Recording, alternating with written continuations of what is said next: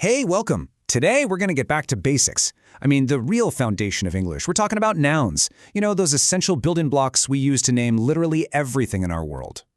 So let me ask you something. What do Paris, a puppy, and the idea of peace all have in common? I know, they seem totally random, right? A city, an animal, a concept. But believe it or not, they share one crucial thing. And if you guessed that they're all nouns, you are absolutely right. A noun, at its core, is just a naming word. Simple as that. It's a name for a person, a place, or a thing. And that word thing, wow, it's a huge category. It means pretty much anything you can possibly think of. Okay, so not all nouns are created equal. The very first and probably most obvious way we split them up is between proper and common nouns. And listen, this isn't just some dusty old grammar rule. It's something you use all the time without even thinking about it. Here's a perfect example. Sita, that's a name for one specific person, right? But girl, well, that could be any girl on the planet. See, one is super specific, the other is general. And the biggest clue, that capital letter. So let's nail this down. A proper noun is the unique, specific name for a particular person, place, or thing. And the one golden rule you absolutely can't forget, it always gets a capital letter. No exceptions. And I mean, they are everywhere. Think about it. We use proper nouns for people's names, like Mr. Smith, countries like Thailand, languages like German, even days of the week like Monday. The titles of your favorite books and movies, The Lord of the Rings? Yep. Religions like Buddhism, that too. They're all about giving something a unique, specific identity. Okay, let's look at one more just to make sure it clicks. Oran is a proper noun. Why? Because it's the name of one single specific city.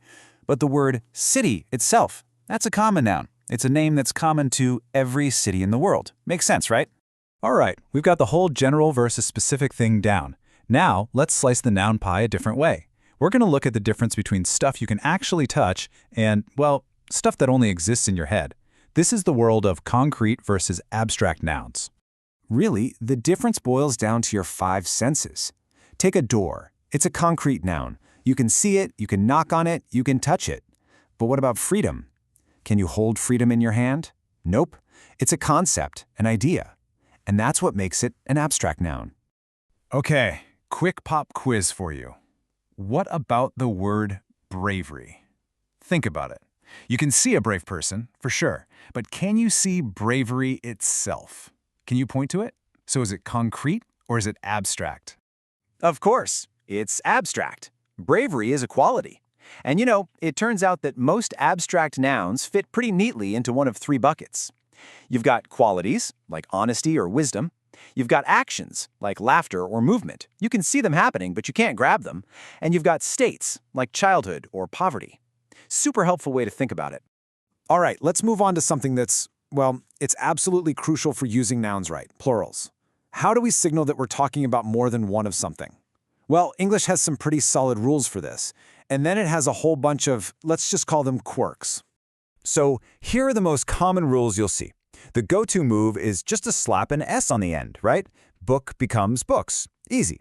But then you've got the ES rule for words that end in sounds like S, sh, or ch. And there's a good reason for it. Just try saying boxes out loud. It's awkward. Boxes just flows so much better. See? There's a hidden logic to the madness.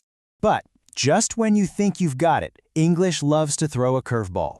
Some of our oldest nouns just completely ignore the rules. Instead of adding an ending, they change a vowel right in the middle. So, one man becomes two men. 1 foot becomes 2 feet. It just gotta know 'em. And the weirdness doesn't stop there. There's this small, very old group of words.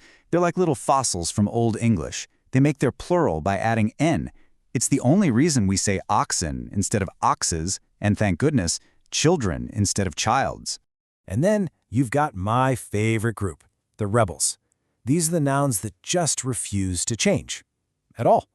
You can have 1 sheep, or you can have a field full of 100 sheep. The word is just sheep. Same thing with deer. They just do their own thing. This is so cool because it's like looking at the family tree of the English language. We borrowed words from all over the place, and sometimes we kept their original plural rules. That's exactly why one datum from Latin becomes data, and why a crisis from Greek becomes crises. It's a little piece of history right there in our grammar. Okay, You've made it through the main levels. Welcome to the bonus round. We're going to look at a few other interesting little quirks of nouns, kicking things off with something called gender. First up, we've got the masculine gender. This one's pretty straightforward. It's any noun that refers to a male animal or person, like boy, lion, or king. And on the flip side, of course, you have the feminine gender. This is for any noun that denotes a female, like girl, lioness, or queen. But what about words that could be either? Well, that's where the common gender comes in. These are words that are common to both genders, like parent, child, or student. They can refer to a male or a female. And last but not least, we have the neuter gender. Neuter literally just means neither. So this is the category for all the things without life, all the inanimate objects like a book, a pen, or a tree. Okay, just one last special type of noun I want to show you, the collective noun. These are just brilliant. They're these clever little shortcuts in our language. It's a single word that stands for a whole collection of people or things all treated as one unit, like an army of soldiers or a fleet of ships. So there you have it. From naming a specific person to describing a huge abstract idea, nouns give us the power to label and understand our world. They really are the most fundamental building blocks of how we communicate. So now that you know all the pieces, what are you going to build?